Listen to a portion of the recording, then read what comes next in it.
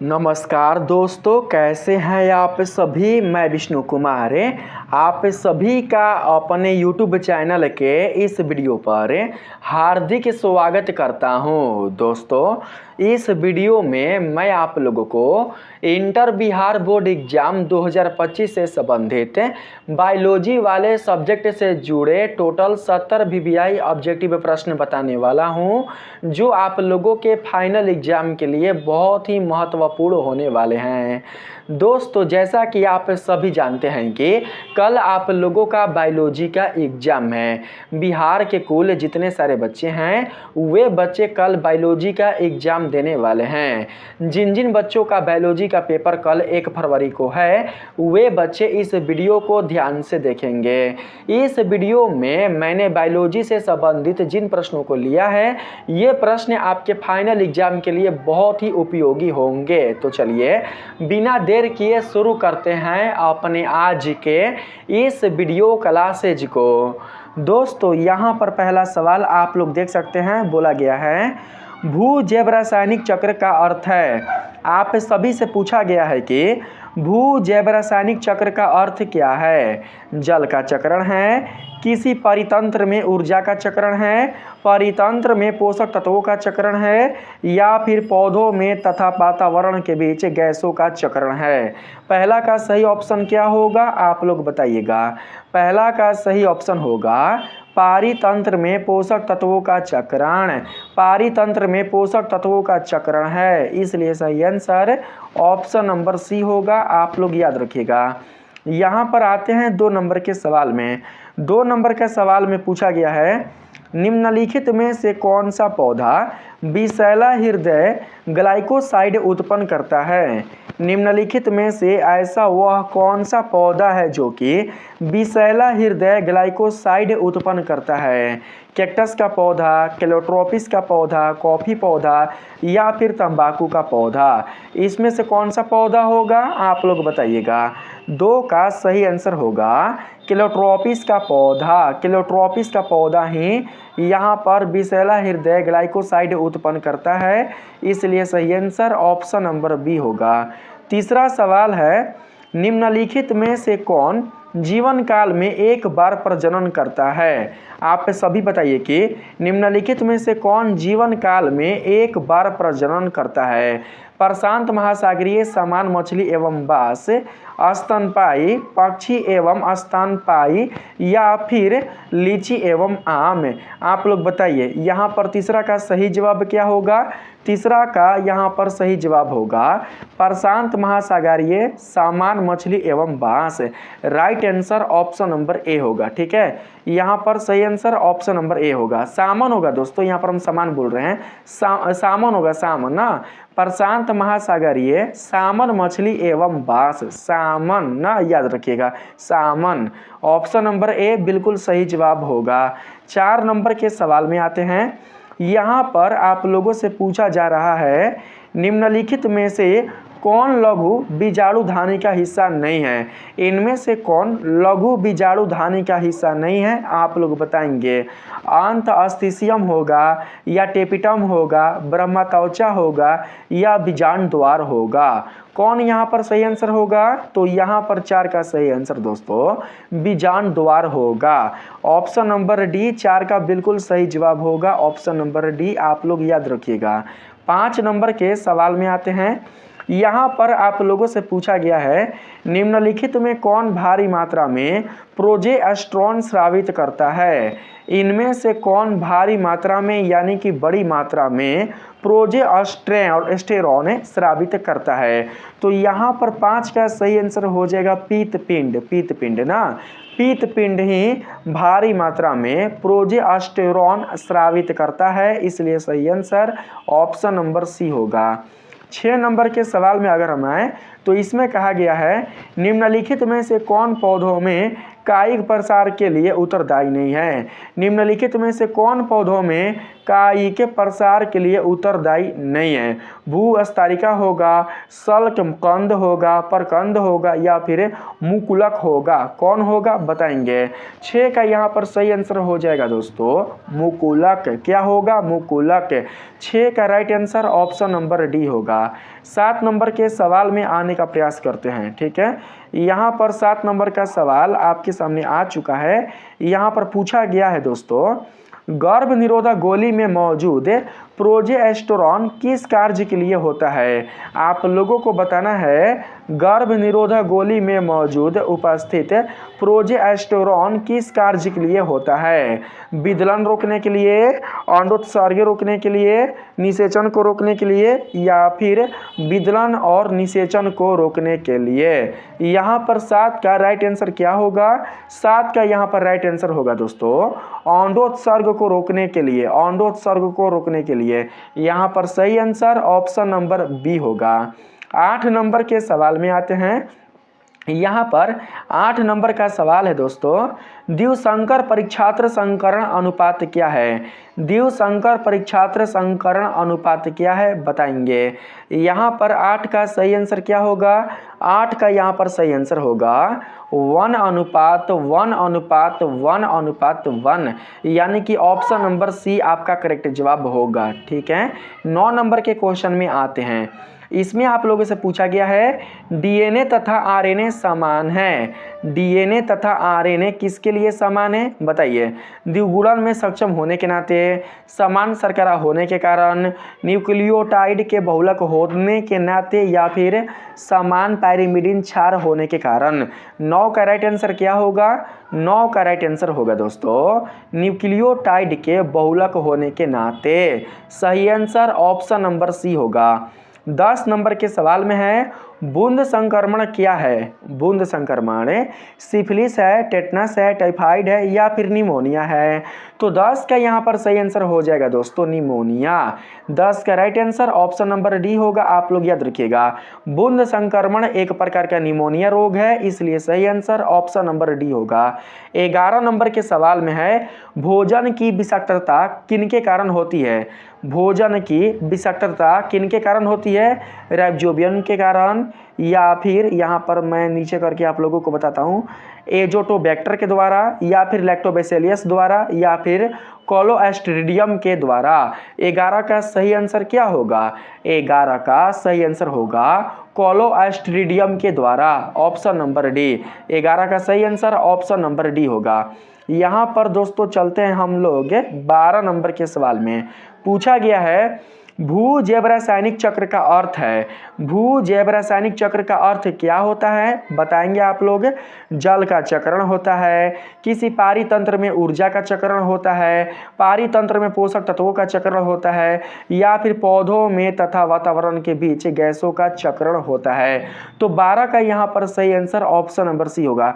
दोस्तों यह प्रश्न रिपीट हो चुका है, ठीक ना, 2 बार रिपीट हो चुका है। मैंने यह प्रश्न आपको पहले में ही बता दिया है। पहला प्रश्न यही है, ऑप्शन नंबर सी बिल्कुल राइट आंसर होगा। 13 नंबर के सवाल में आते हैं। मानस अभयारण्य अवस्थित है। मानस अभयारण्य किस राज्य में अवस्थित है बताएंगे? असम में, बिहार में, गुजरात में, या राजस्थान में? तो 13 का यहाँ पर सही आंसर हो जाएगा हमारे पास दोस्तों ऑप्शन नंबर ए, यानी कि असम में, असम राज्य में ही मानस अभयारण्य अवस्थित है। 14 नंबर के सवाल में आते हैं। यहाँ पर 14 नंबर का सवाल है, आप लोग देख सकते हैं दोस्तों, निम्नांकित में से किसमें रंध्र तथा जड़ों का अभाव रहता है? इसमें से किसमें रंध्र तथा जड़ों का अभाव रहता है बताएंगे? ड्रेसिना में रहता है, मार्सेलिया में रहता है, हाइड्रिला में रहता है, या फिर जलकुंभी में रहता है? 14 का सही आंसर क्या होगा? 14 का सही आंसर होगा हाइड्रिला। क्या होगा? हाइड्रिला। सही ऑप्शन ऑप्शन नंबर सी होगा। आप लोग याद रखना। यहाँ पर 15 नंबर के सवाल में कहा गया है ग्लूकोज को अल्कोहल में बदलने वाला एंजाइम है। ग्लूकोज को अल्कोहल में बदलने वाला एंजाइम का नाम क्या है बताएंगे? इन्वर्टेज है, लाइपेज है, जाइमेज है, या फिर डायस्टेज है? कौन होगा? 15 का सही आंसर कौन होगा? 15 का सही आंसर होगा जाइमेज। जाइमेज ही दोस्तों ग्लूकोज को अल्कोहल में बदलता है, इसलिए सही आंसर ऑप्शन नंबर सी होगा। 16 नंबर के सवाल में पूछा गया है 124 शुक्राणुओं के निर्माण में कितने अर्धसूत्री विभाजन की आवश्यकता है? 124 शुक्राणुओं के निर्माण में पूछा गया है, ठीक है। 124 शुक्राणुओं के निर्माण में कितने अर्धसूत्री विभाजन की आवश्यकता है, आप लोग बताएंगे। तो यहाँ पर 16 का सही आंसर हो जाएगा 31, option number B. Option number B 31 बिल्कुल राइट आंसर होगा। 17 नंबर के सवाल में आते हैं। यहाँ पर कहा गया है मुकुलन द्वारा जनन किस में होता है? मुकुलन द्वारा जनन ईस्ट में होता है, मैकर में होता है, पाइनस में होता है या फिर फर्न में होता है? तो दोस्तों यहाँ पर 17 का सही आंसर हो जाएगा हमारा ईस्ट। ईस्ट में मुकुलन द्वारा जनन होता है, इसलिए सही आंसर ऑप्शन नंबर ए होगा। 18 नंबर के सवाल में है ऋतुस्राव चक्र किस में होता है? ऋतुस्राव चक्र मनुष्य में होता है, बंदर में होता है, चिंपांजी में होता है कि सभी में होता है? दोस्तों ऋतुस्राव जो चक्र है वो सभी में ही होता है, मनुष्य में भी होता है, बंदर में भी होता है, चिंपांजी में भी होता है, यानी कि सभी जीवों में होता है, ठीक है। 19 नंबर के सवाल में आते हैं। इसमें कहा गया है निम्न में से किस में बाह्य निषेचन होता है? बाह्य निषेचन मेढक में होता है, हिरण में होता है, मनुष्य में होता है या फिर घोंघा में होता है? 19 का सही आंसर क्या होगा? 19 का सही आंसर होगा मेढक। मेढक में बाह्य निषेचन होता है, ना कि अंतर निषेचन होता है, ठीक है। सही आंसर हमारा ऑप्शन नंबर ए होगा, आप लोग याद रखिएगा। 20 नंबर के सवाल में आते हैं दोस्तों।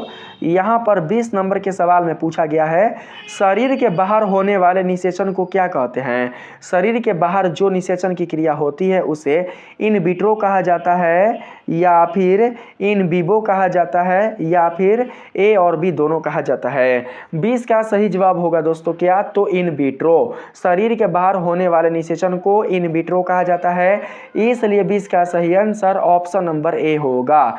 21 नंबर के सवाल में है भ्रूणपोष का क्या अर्थ है? भ्रूणपोष का क्या अर्थ होता है बताएंगे। भ्रूण बनाना होता है, भ्रूण को पोषण देना होता है, लिंग का निर्धारण करना होता है या फिर इनमें सभी? 21 का सही आंसर क्या होगा? 21 का सही आंसर होगा भ्रूण को पोषण देना। भ्रूण पोष का अर्थ होता है, कार्य होता है भ्रूण को पोषण देना। सही आंसर ऑप्शन नंबर बी होगा। 22 नंबर के सवाल में है परागभिति होती है, परागभिति एक स्तरीय होती है, द्विस्तरीय होती है, त्रिस्तरीय होती है या फिर कई स्तर वाली होती है?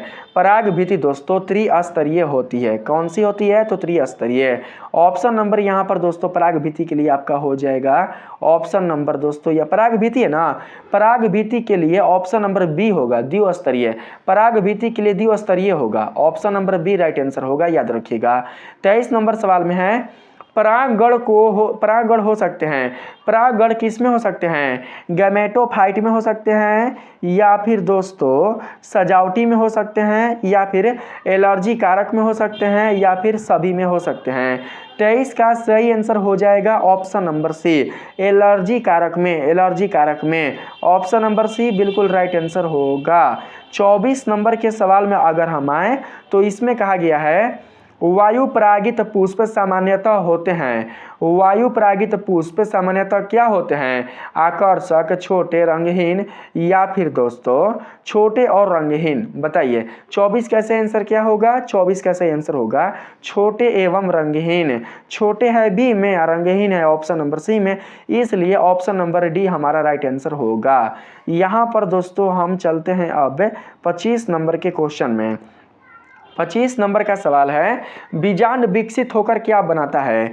बीजांड विकसित होकर फल बनाता है, फूल बनाता है, बीज बनाता है या बीज पत्र बनाता है? बताएंगे बीजांड विकसित होकर क्या बनाता है? बीजांड जो है दोस्तों वो विकसित होकर जानते हैं क्या बनाता है? वो बनाता है बीज, इसलिए सही आंसर ऑप्शन नंबर सी होगा। क्या होगा? ऑप्शन नंबर सी, बीज, ठीक है।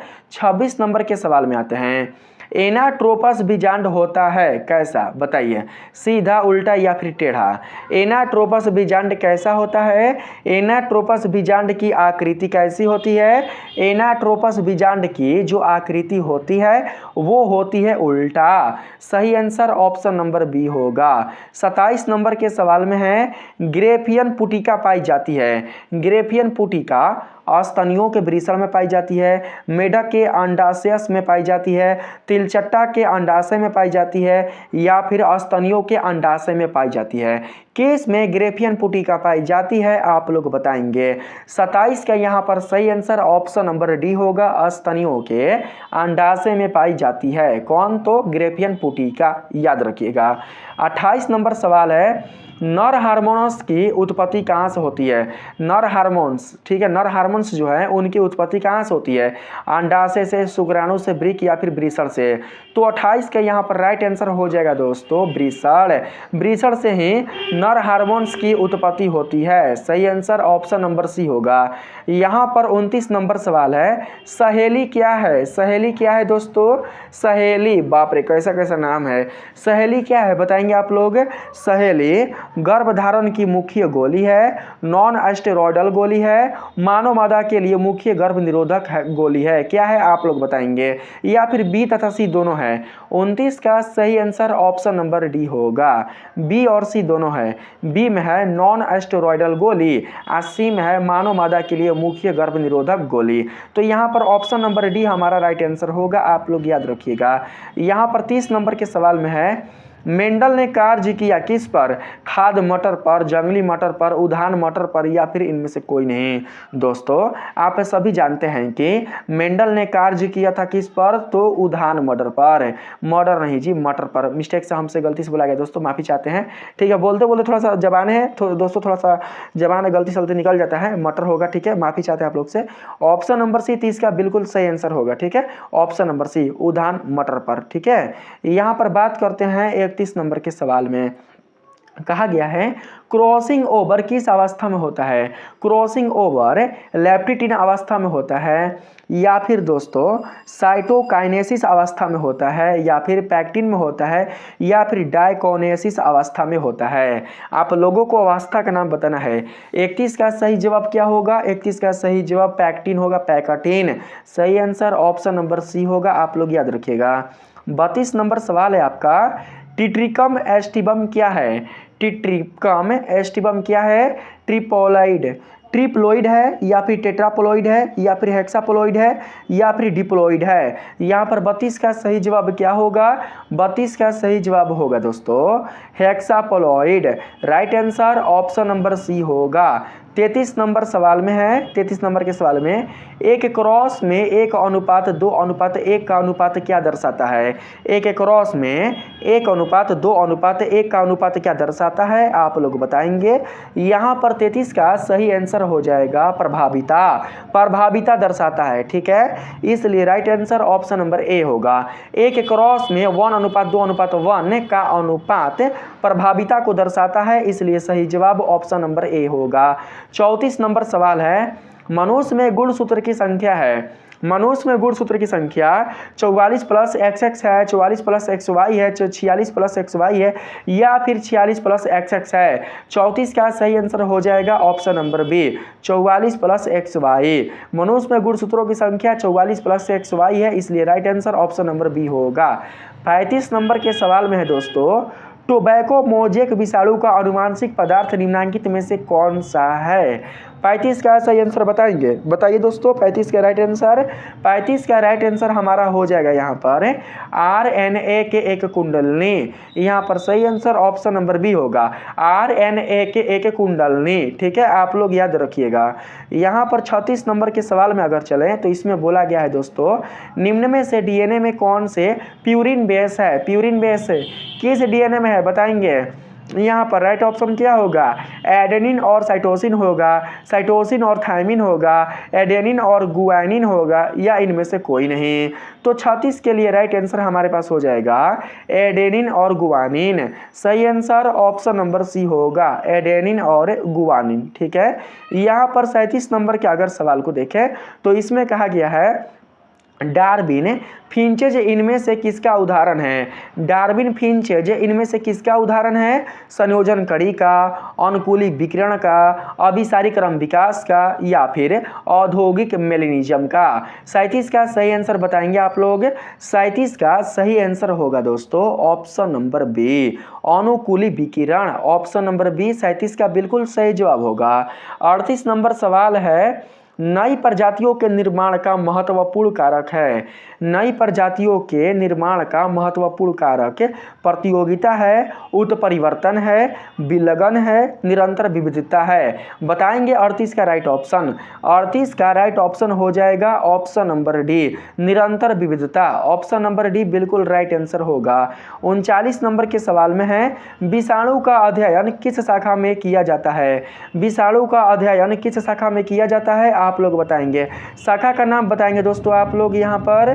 39 के लिए सही आंसर दोस्तों हो जाएगा वायरोलॉजी। वायरोलॉजी में ही विषाणुओं का अध्ययन किया जाता है, इसलिए सही आंसर ऑप्शन नंबर बी होगा। 40 नंबर सवाल है, पीसीआर विधि आवश्यक है किसमें? डीएनए संश्लेषण में, प्रोटीन संश्लेषण में, एमिनो अम्ल संश्लेषण में या फिर डीएनए संवर्धन में? किस में पीसीआर विधि आवश्यक है आप लोग बताएंगे। पीसीआर विधि दोस्तों डीएनए संवर्धन में आवश्यक है। किस में? डीएनए संवर्धन में ठीक है। Option number D, option number D 40 का राइट आंसर होगा। 41 नंबर सवाल है, जुकाम होता है, जुकाम किससे होता है? रेट्रो विषाणु से होता है, फेज विषाणु से होता है, राइनो विषाणु से होता है या फिर संदल विषाणु से होता है? जुकाम किसके कारण होता है बताएंगे। तो 41 का सही आंसर हो जाएगा राइनो विषाणु से। राइनो विषाणु से ही जुकाम होता है, इसलिए सही आंसर ऑप्शन नंबर सी होगा। 42 नंबर के क्वेश्चन में है दोस्तों, कुछ रोगों की शीघ्र एवं सही पहचान हेतु हम किसका प्रयोग कर सकते हैं? एलाइजा का, कल्चर का, रसायनों का या विश्लेषणात्मक का? किसका प्रयोग कर सकते हैं आप लोग बताइएगा। 42 का सही जवाब होगा दोस्तों एलाइजा का। ठीक है, कुछ रोगों की शीघ्र एवं सही पहचान हेतु हम एलाइजा का प्रयोग कर सकते हैं, इसकी सहायता से रोग का पता चल जाता है। यहाँ पर 43 नंबर के सवाल में है, कोकीन इनमें से किससे प्राप्त होता है? कोकीन इनमें से किससे प्राप्त होता है बताइए। एरिथ्रोजाइलम कोका से प्राप्त होता है, एट्रोपो बेल्डोना से प्राप्त होता है, धतूरा एल्बा से प्राप्त होता है या फिर इनमें से सभी से प्राप्त होता है? 43 का सही आंसर क्या होगा? 43 का सही आंसर होगा एरिथ्रोजाइलम कोका से प्राप्त होता है। ऑप्शन नंबर ए 43 का राइट आंसर होगा। 44 नंबर सवाल है, ऑन्कोलॉजी किसका अध्ययन है? ऑन्कोलॉजी कैंसर का अध्ययन है, ऑन्कोजिन का अध्ययन है या फिर इन दोनों का अध्ययन है या फिर विषाणु का अध्ययन है? 44 के लिए राइट आंसर दोस्तों, 44 के लिए राइट आंसर हो जाएगा कैंसर और ऑन्कोजिन का अध्ययन, यानी कि ए और बी दोनों हो जाएंगे। तो हमारा right option option number C होगा। 45 नंबर का सवाल है, कुष्ठ रोग होता है किसके द्वारा? जीवाणुओं के द्वारा, विषाणुओं के द्वारा, कवक के द्वारा या फिर सभी के द्वारा? दोस्तों कुष्ठ जो रोग होता है वो होता है जीवाणु द्वारा, इसलिए सही आंसर ऑप्शन नंबर ए होगा। याद रखिएगा जीवाणुओं के द्वारा ही कुष्ठ रोग होता है, इसलिए सही आंसर ऑप्शन नंबर ए होगा। यहाँ पर आप लोगों से 46 नंबर में पूछा गया है दोस्तों, एसेटाबुलेरिया निम्न में से क्या है? एसेटाबुलेरिया इनमें से जीवाणु है, शैवाल है, प्रोटोजोआ है या फिर एकल कोशिका प्रोटीन है? क्या है बताएंगे। यहाँ पर सही ऑप्शन क्या होगा? यहाँ पर सही ऑप्शन होगा एकल कोशिका प्रोटीन। मुझे पता है कि आपने ऑप्शन नंबर डी ही बताया होगा दोस्तों, यहाँ पर ऑप्शन नंबर डी बिल्कुल राइट आंसर होगा। यही क्वेश्चन आपके एग्जाम में आएंगे, ऐसा ही क्वेश्चन आपके एग्जाम में आएंगे। ठीक है, चलिए 47 नंबर में आते हैं। कहा गया है, भारतीय भैंस का जंतु वैज्ञानिक नाम है। भारतीय भैंस का जंतु वैज्ञानिक नाम क्या है बताएंगे आप लोग, वैज्ञानिक नाम बताइएगा। ठीक है, देखिए बोला गया है ब्यूबैलस, ब्यूबैलस, बोस इंडिकस, बोस टॉरस, गैलस गैलस। यहाँ पर सही आंसर क्या होगा बताएंगे। तो 47 के लिए सही आंसर हो जाएगा Bubalus, Bubalus. Right answer option number A होगा। 48 नंबर का सवाल है, निम्नलिखित में कौन पशुपालन में सम्मिलित नहीं है? पशुपालन में कौन नहीं सम्मिलित है बताएंगे। मधुमक्खी पालन, कुक्कुट पालन, मत्स्य पालन या फिर कार्बनिक खेती? 48 का राइट आंसर क्या होगा बताएंगे। 48 का राइट आंसर होगा कार्बनिक खेती। ठीक है, कार्बनिक खेती। कार्बनिक खेती बिल्कुल भी पशुपालन नहीं है, इसलिए पशुपालन में बिल्कुल भी कार्बनिक खेती शामिल नहीं होगा। जबकि अगर हम बात करें मधुमक्खी पालन, कुक्कुट पालन या फिर मत्स्यिकी का, तो ये सभी पशु है, सभी जीव हैं, इसलिए सभी हो जाएंगे पशुपालन के अंतर्गत। तो दोस्तों यहाँ पर सही आंसर ऑप्शन नंबर डी होगा। 49 नंबर के सवाल में है, ईस्ट किसका प्रमुख स्रोत है? ईस्ट कहाँ से प्राप्त होता है? विटामिन सी से, फिर यहाँ पर हो जाएगा राइबोफ्लेविन से, या फिर शर्करा, या फिर प्रोटीन से। सही आंसर यहाँ पर क्या होगा बताइए? 49 के लिए दोस्तों सही आंसर हमारा हो जाएगा ऑप्शन नंबर बी, यानी कि राइबोफ्लेविन से। ऑप्शन नंबर बी को याद रखेंगे। 50 नंबर का सवाल है, मिट्टी को उपजाऊ बनाने में सहायक कौन होता है? कीटनाशक होता है, जैविक खाद होता है, ईस्ट होता है, इनमें से सभी। मिट्टी को उपजाऊ बनाने में कौन सहायक होता है? मिट्टी को उपजाऊ बनाने में जैविक खाद सहायक होता है, इसलिए सही आंसर ऑप्शन नंबर बी होगा। कवक मूल उदाहरण है, कवक मूल उदाहरण किसका है बताएंगे? अपघटक का है, अंतःपरजीविता का है, सहजीवी संबंध का है, या फिर बाह्य परजीविता का है? किसका उदाहरण है दोस्तों? कवक। यहाँ पर 51 के लिए राइट आंसर हो जाएगा ऑप्शन नंबर सी, सहजीवी संबंध का। ठीक है, सहजीवी संबंध का मूल उदाहरण है। 52 नंबर के सवाल में आते हैं। यहाँ पर कहा गया है, वायु द्वारा स्थानांतरित मृदा होती है। वायु द्वारा स्थानांतरित मृदा एल्यूवियल होती है, ग्लेशियल होती है, कालुवियल होती है, या फिर योलिन होती है? कौन होती है दोस्तों बताएंगे आप लोग? 52 का यहाँ पर सही आंसर होगा योलिन। वायु द्वारा स्थानांतरित मृदा योलिन होती है, इसलिए सही आंसर ऑप्शन नंबर डी होगा। 53 नंबर का सवाल है, बाघ उपभोक्ता है। बाघ उपभोक्ता किस श्रेणी का है बताएंगे? प्रथम श्रेणी का, द्वितीय श्रेणी का, या फिर तृतीय श्रेणी का? दोस्तों देखिए, बाघ जो है वो द्वितीय श्रेणी का उपभोक्ता है, इसलिए सही आंसर ऑप्शन नंबर बी होगा। 54 नंबर के सवाल में पूछा गया है, वायुमंडलीय आर्द्रता को किससे मापा जाता है? ऑक्सीनोमीटर से, हाइग्रोमीटर से, पोटोमीटर से, या फिर फोटोमीटर से? किससे वायुमंडलीय आर्द्रता को मापा जाता है? आप लोगों को उस यंत्र का नाम बताना है। तो यहाँ पर 54 का सही आंसर हमारे पास हो जाएगा ऑप्शन नंबर बी, यानी कि हाइग्रोमीटर। हाइग्रोमीटर से ही दोस्तों वायुमंडलीय आर्द्रता मापा जाता है, आप लोग याद रखिएगा। 55 नंबर के सवाल में पूछा गया है, पारितंत्र की दो वनस्पतियों के बीच का संक्रमण भाग क्या कहलाता है? पारितंत्र की दो वनस्पतियों के बीच का संक्रमण भाग क्या कहलाता है बताएंगे? इकोटोन कहलाता है, इकोक्लाइन कहलाता है, या फिर हाइकोसिस्टम कहलाता है, या फिर इकेसिस कहलाता है? क्या कहलाता है? 55 के लिए सही आंसर क्या होगा? 55 के लिए सही आंसर होगा इकोटोन। इकोटोन यानी कि ऑप्शन नंबर ए बिल्कुल सही जवाब होगा। ठीक है, 56 नंबर के सवाल में आते हैं। इसमें कहा गया है, पादप वृद्धि के लिए सबसे अच्छी मृदा कौन है? कंकड़, बलुई, मृत्तिका, या दोमट? सबसे अच्छी मृदा का नाम आप लोगों को बताना है। सबसे अच्छी मृदा है दोमट ना, पादप वृद्धि के लिए या फिर फसल उत्पादन के लिए सबसे अच्छी मृदा दोमट है। ठीक है, यहाँ पर 57 नंबर के सवाल में है, इनमें से कौन भारतवर्ष में जैव विविधता का हॉटस्पॉट है?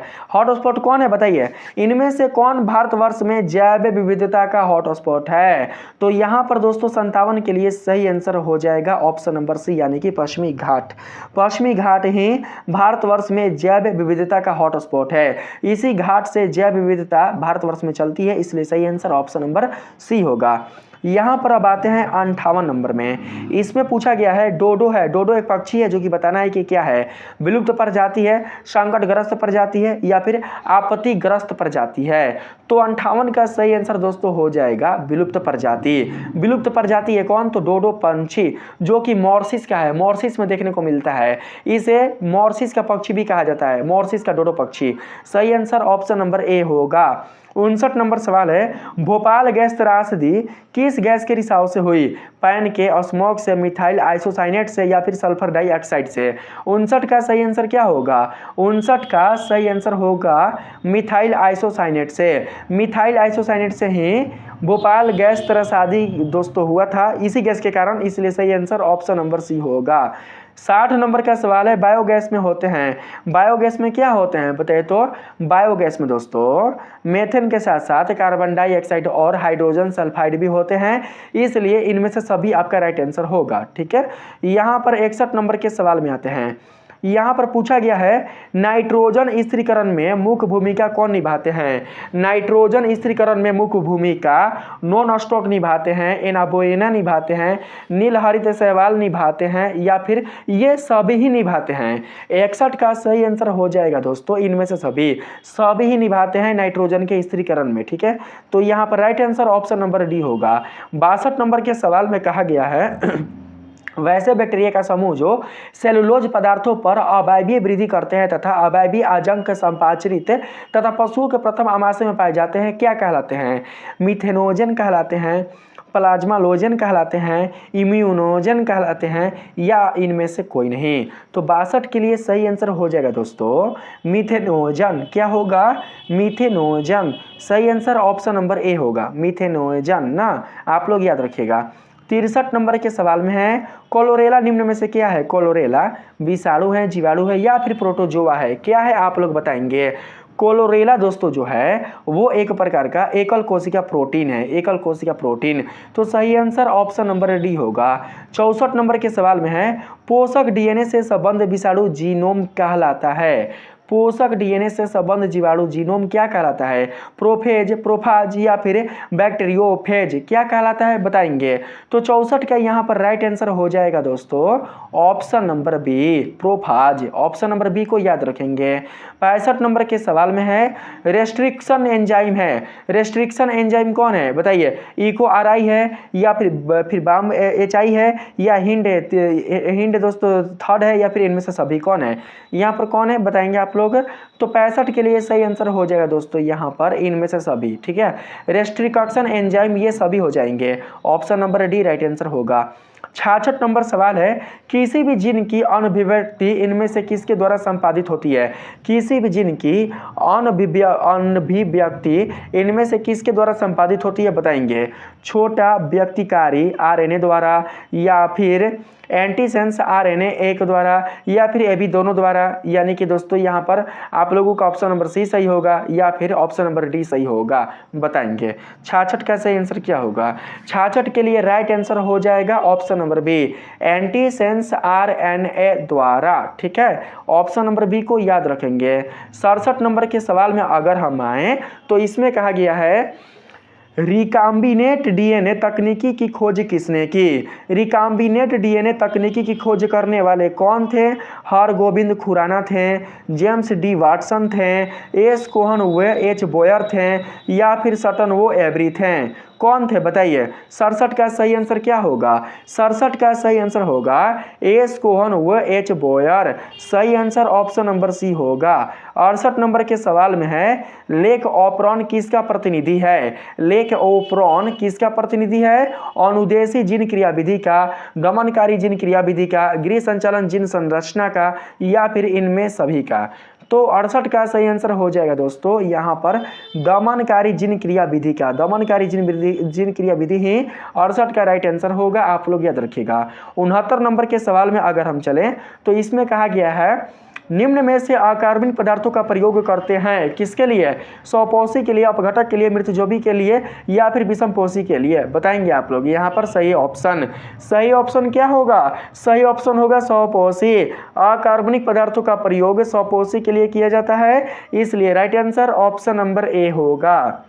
70 नंबर के सवाल में है ओजोन परत किस प्रकार की किरणों से, ओजोन परत किस प्रकार की किरणों से जैव मंडल की रक्षा करती है? इंफ्रारेड किरणों से, अल्ट्रावायलेट किरणों से, एक्स किरणों से, या गामा किरणों से? किन किरणों से जैव मंडल की रक्षा करती है ओजोन परत? आप लोगों को उस किरण का नाम बताना है। तो दोस्तों आप सभी जानते हैं कि जो ओजोन परत होता है हमारा वो अल्ट्रावायलेट किरणों से हमारे जैव मंडल की रक्षा करती है, हमारी पृथ्वी की रक्षा करती है, इसलिए सही जवाब ऑप्शन नंबर बी होगा। ठीक है, ऑप्शन नंबर बी। तो दोस्तों इस वीडियो में मैंने आप लोगों को आपका जो बायोलॉजी वाला सब्जेक्ट है उससे संबंधित 70 वीवीआई ऑब्जेक्टिव प्रश्नों का सॉल्यूशन करा दिया है। इन सभी प्रश्नों को आप लोग बिल्कुल भी हल्के में नहीं लीजिएगा।